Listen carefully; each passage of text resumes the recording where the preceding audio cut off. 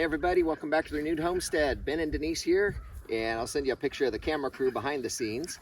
And we are changing our sheep rotation here. So we're going to take you along while we do that, and then we're going to take you up to the top of the pasture and walk you through exactly our thought process and why we're changing things. Sheep and goats. Sheep and goats, of course. Can't forget Lily Goat and Gabby Goat. And our 5 little babies that are just so adorable, you just want to squeeze them. Yes. In fact, I think we did. Yes, we did.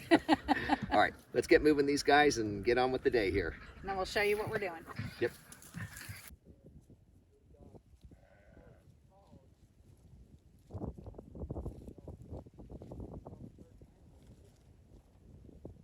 Time to move, let's go. All right, everybody, let's go. Loki, to the yard. Hon, I need you. Come on, time to move. Good boy. Good boy, Spot. All right, in, let's go, let's Come on, move. let's go. Spot, wrong way. Let's move. Time to move, let's go. We're moving. We're moving. Everybody move. Come on.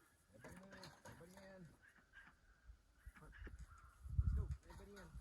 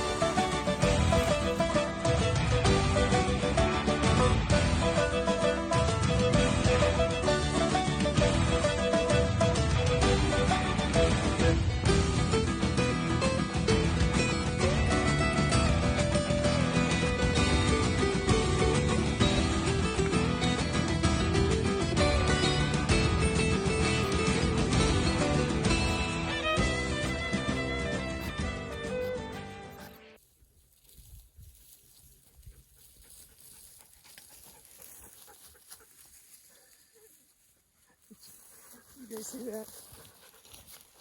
Hold on.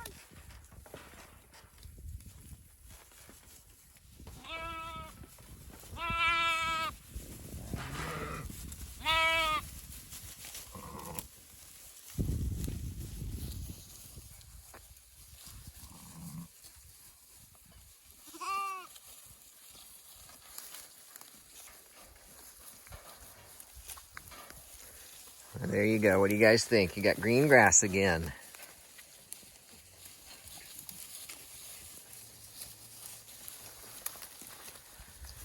Happy, happy sheep.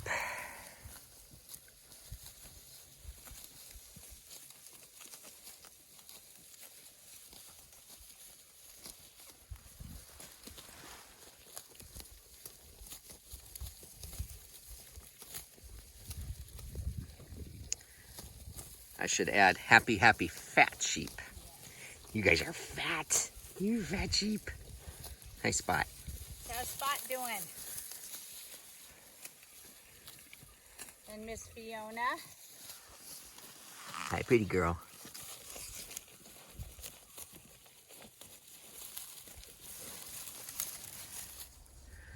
All right, the sheep have been moved. Now we're going to head up to the top of the pasture and go in depth as to why we've changed our rotation a little bit.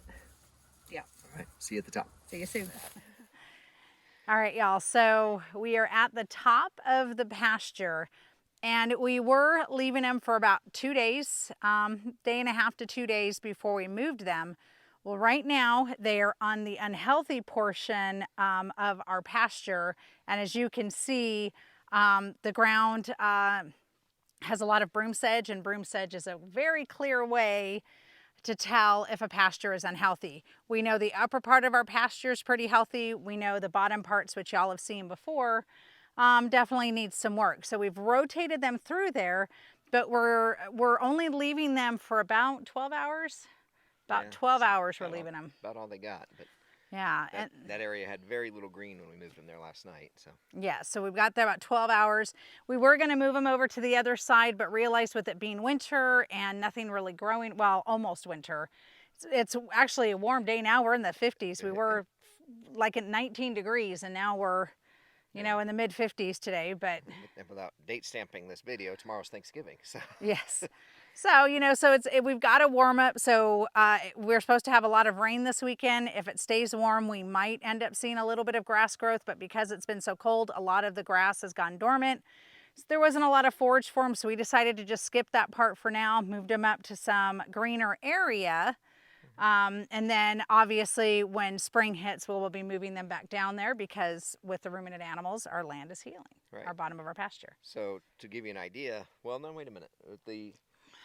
When the babies were born, you know, they're a little over 2 weeks old now. They were born off to the side over here, and we moved them back across. Now I don't think the sheep were on this spot, right? Because we moved straight down and then we're coming straight back up. So I was going to show you that some of this grass, even though they've been here not very long ago, I mean, look how long and healthy and green that is. So they're going to be excited to get back up here. Yes. But that we don't have this down there. And Denise took some close-up of the area, and we'll see what we're talking about with the broom sedge. Yeah, I would have already put it in when I was talking about. So no worries. Okay. No worries. All right. The chief editor here. Don't step on her toes. Oh, yes, right. Because it's the job I don't want to have to do. So, but as you can see, this is really healthy up here. So we can afford to leave them a little bit longer. But as winter goes on, we'll probably start moving every day. And then in areas where it's a little sparser, we're going to move them about every 12 hours or twice a day, depending on where they're at. And this will allow the butt fertilizer to get down into the ground and soak in the urine and all the nitrogen and urea that goes with that. Will make the soil healthier. So when spring comes, the soil will benefit from that. But as y'all know, we still have a lot of work to do on the bottom part of the pasture. Yeah, but they're doing the work for us. Doing the work for us, exactly. That's all we need. So. Yes. Yeah, did we want to talk about the truck? The truck. The truck that showed up. Oh, sure. Okay, well, so in this, wherever gets put in the video, we had a truck come up, and it is the company that's working with the power company to keep the lines clear. You know, all of the power lines out here are overhead, mostly because of the rock. I can't imagine trying to bury lines here like we do in Phoenix. But anyway, so we stopped, and they're like, "Hey, yeah, we'll be glad to dump all you want." And they showed up with the first load, and you know, when you're driving down the road and you see the piles on the side of the road, they put them out there for anybody to pick up. It's like, that doesn't seem like that big of a pile. You saw that thing dump, it's almost as tall as me. And we'll do a video on a suggestion that they made to us that'll save us a whole lot of time. Yes. But anyway, so we've got wood chips coming up. They're coming up with several more loads for us, for our food forest, for the garden, and it's all free.